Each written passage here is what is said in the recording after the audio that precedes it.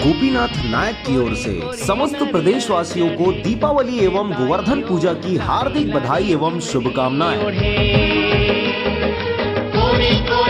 सरपंच गोवर्धन सिदार व धनुर्जय बारिक सचिव की ओर से समस्त प्रदेशवासियों को दीपावली एवं गोवर्धन पूजा की हार्दिक बधाई एवं शुभकामनाएं।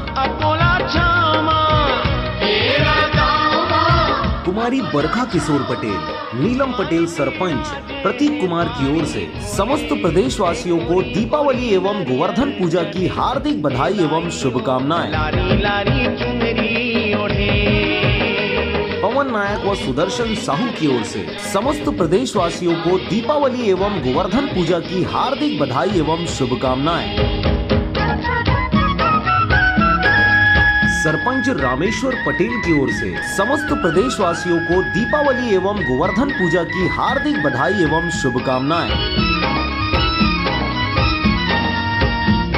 राम रतन चौधरी सरपंच एवं उद्धव सचिव की ओर से समस्त प्रदेशवासियों को दीपावली एवं गोवर्धन पूजा की हार्दिक बधाई एवं शुभकामनाएं।